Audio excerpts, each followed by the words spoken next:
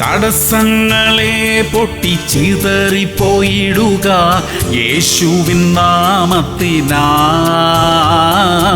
അസാധ്യമേ വഴി മാറുക യേശുവിൻ നാമത്തിനാൽ.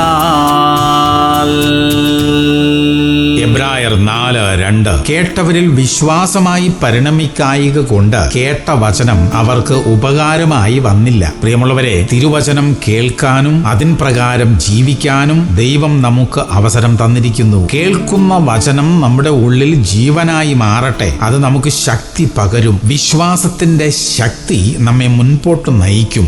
ഏതു പ്രതികൂലം വന്നാലും നാം പതറത്തില്ല. വിശ്വാസത്തിന്റെയും പ്രത്യാശയുടെയും വാക്കുകൾ സംസാരിച്ചുകൊണ്ട് നമുക്ക് മുൻപോട്ട് പോകാം. പ്രാർത്ഥിക്കാം. സ്വർഗീയ പിതാവേ, തിരുവചനം ഞങ്ങളുടെ ഉള്ളിൽ വിശ്വാസമായി പരിണമിക്കാൻ ഇടയാക്കണമേ. അത് ഞങ്ങളെ ശക്തന്മാരാക്കി നിർത്താൻ സഹായിക്കണമേ. ഞങ്ങളുടെ ഉള്ളിലെ എല്ലാ ക്ഷീണവും ബലഹീനതകളും മാറിപ്പോകട്ടെ. യേശു ക്രിസ്തുവിന്റെ നാമത്തിൽ തന്നെ. ആമേൻ, ആമേൻ, ആമേൻ.